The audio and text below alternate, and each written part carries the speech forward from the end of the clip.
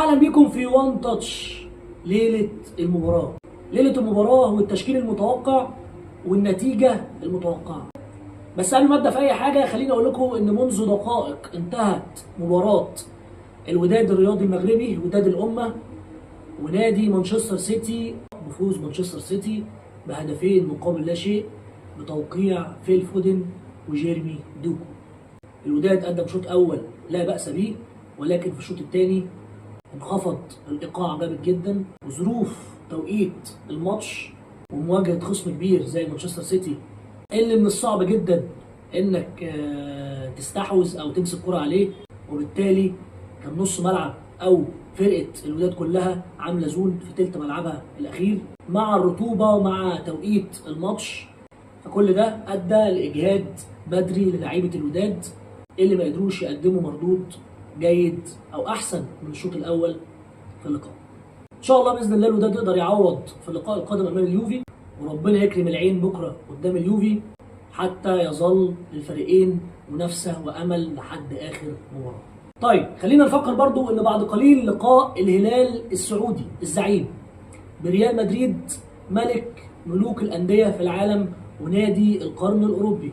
مباراه من العيار الثقيل، مباراه صعبه جدا جدا جدا جدا على الهلال، ولكن الهلال بقدرته ومقاوماته ولاعيبته والتحديث الايجابي اللي طرأ على الكره السعوديه مؤخرا من جذب لاعبين عالميين اللي اضافت للدوري السعودي، كل ده يخلي الهلال في كفه المنافس القوي النهارده قدام ريال مدريد، وان شاء الله يحقق نتيجه ايجابيه تساعده في اللي جاي وتساعده ان هو يتاهل للدور الثاني. طيب الاهلي بكره ممكن يلعب ازاي؟ هل الاهلي هيواجه نفس الخصم بنفس الديناميكيه بنفس طريقه اللعب اللي واجه فيها منافسه في الماتش الاولاني؟ 100% لا. الماتش اللي فات يا جماعه احنا كنا بنلاعب لاعب واحد اسمه ميسي، وميسي هو لعيب مش محتاج يجري عشان يأثر او يضيف للفرقه او لل10 لاعبين اللي بيلعبوا حواليه. الراجل حول اداء فرقته في الشوط الثاني 180 درجه، وطبعا ده بمساعده مدرب الاهلي خوسيه ريبيرو من خلال سوء تعديلاته وعدم قراءته لمجريات اللعب في الشوط الثاني بشكل احسن وافضل. بس الراجل معذور، يا دوب لسه اول ماتش رسمي يلعبه مع الفرقه. اتمنى ان الكلام ده ما يحصلش بكره، واتمنى ان الراجل يكون عرف قدرات كل لعيب او قدر يقف حتى على الناس اللي لعبت من اللعيبه وعلى مستواهم وعلى نقاط القوه ونقاط الضعف اللي فيهم. طيب كنا بنقول ان بالميراس او خصم بكره مش زي انتر ميامي. بالميراس يا جماعه هو مش الفريق اللي بيلعب بريتم هادي وبيبني الكوره من تحت ببطء وبيعتمد على لاعب واحد اللي هو ميسي اللي بيبنوا عليه كل هجمه وبيفنشوا بيه كمان. بالميراس فرقه بتلعب كوره سريعه ومتطوره جدا. كلنا شفنا الفرقه دي قدام بورتو البرتغالي اللي يعتبر من كبار اوروبا وكبار البرتغال، كان قريب جدا من التسجيل وبورتو قدر ان هو يفلت بنقطه من الفرقه دي. فاللي عايز اقوله ان انت هتقابل اقوى فرق المجموعه بكره، والحمد لله ان الماتش ده ما كانش اول ماتش في البطوله، لان اعتقد ان رتم الماتش بكره هيبقى ماتش سريع جدا. فكل اللي كنا بنشوفه في خط ظهر النادي الاهلي اتمنى ان هو ما يحصلش خالص. لازم فوقان، لازم تدوير الكوره يبقى اسرع وبدقه اكبر، لازم تمركزات اللعيبه ورا بالذات في الطلوع بالكوره تبقى افضل.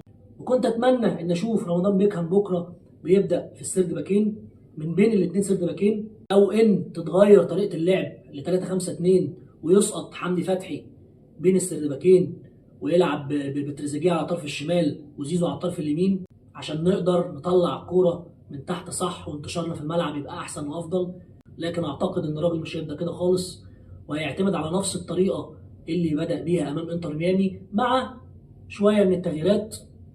اعتقد انه هيبدا بالشناوي جول كيبر اللي قدم شوط تاني عظيم جدا قدام انتر ميامي رغم سوء مستواه، ويمكن هو كان اسوأ لعيب في الاهلي، الا ان ريبيرو هيبدا بمحمد هاني باك يمين تاني، ياسر ابراهيم واشرف داري اعتقد ان هم اتثبتوا وهيلعبوا بكره تاني باك ليفت. وهنا محور الكلام شويه، كوكا تم استبعاده من اللقاء بسبب الكدمه اللي خدها في ركبته.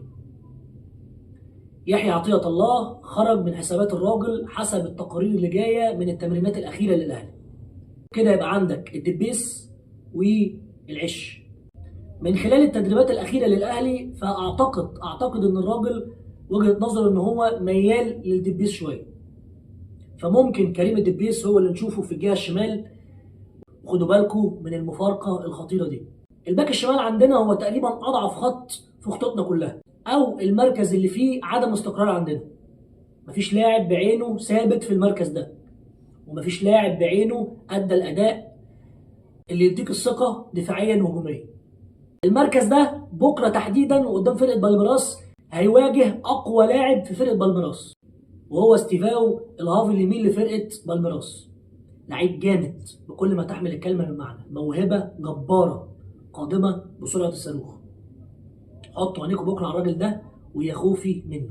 بشوف ان نص الملعب مش هيحصل فيه اختلاف كبير، او يمكن هو زي ما هو باستثناء امام عاشور ربنا رب يشفيه ويعافيه. هيبقى عندنا مروان وحمدي، هيبتدي بيهم تاني اعتقد عشان يامن، وهيبقى قدامهم او هيبقى مثلث مقلوب زي ما بدا مروان وحمدي على اليمين قدام، وبين رمضان محمد علي بن رمضان هو اللي هيبدا اعتقد. ناحيه اليمين احمد السيد زيزو، ناحيه الشمال محمود تريزيجيه، وفي الهجوم وسام ابو علي. اعتقد ان بكره الموضوع هيبقى مختلف. ريبيرو هينزل مش زي الشوط الاول في ماتش انتر ميامي، مش هينزل ضاغط، او اللعيبه مش هتبدا بحماس زياده زي ما شفنا قدام انتر ميامي. فلو حاولنا ان احنا نسرع معاهم الريتم متهيألي مش هيكون في صالحنا. فاعتقد اللعيبه هتبدا هاديه، وهيكون في تعليمات ان الكوره تتنقل برتم هادي وتتنقل بهدوء عشان نقدر نكسر الرتم السريع ونفرض رتمنا في ارض الملعب. لازم يكون في فرصه لديانج بكره في اللقاء، وبالتاكيد اشرف بن شرقي. اللعيبه هيفرقوا معانا جدا في التحولات الهجوميه. التقارير اللي جايه برده من النادي الاهلي بتقول ان الراجل خرج حسين الشحات من حساباته. يبقى انت كده عندك 3 مستبعدين بشكل شبه مؤكد بكره، احمد نبيل كوكا للاصابه، ويحيى عطيه الله، وحسين الشحات لاسباب فنيه تخص الراجل. ان شاء الله المكسب يبقى حليفنا بكره، وباذن الله ناخد ال3 نقط اللي هيأهلونا مباشره لدور ال16، ونكون بنلعب ماتش بورتو الماتش الثالث على المركز الاول وبكل اريحيه. الماتش بكره هيبقى ساعه ظهر في امريكا، فاتمنى من اللعيبه انها ما تبداش اللقاء بحميه زي برضو ما اتكلمنا عن البدايه في ماتش انتر ميامي. اتمنى ان يكون المجهود متوزع على كل الماتش عشان الرطوبه هتكون عاليه والاجواء مش هتخدم اللي هيبيع مجهوده في بدايه المباراه. كده فاضل ان احنا نتوقع نتيجه الماتش بكره، اللي اعتقد انه هيخلص بتعادل ايجابي 1-1، ويا رب يكون توقعي غلط ويكسب النادي الاهلي بكره ال3 نقط ونحتفل بالصعود. صديقي العزيز، ما تنساش اللايك والمتابعه عشان نستمر في تقديم المحتوى. وكل اللي وصل معايا للوقت ده في الفيديو شكرا ليك على المتابعه، واشوفك على خير يا صديقي. سلام عليكم.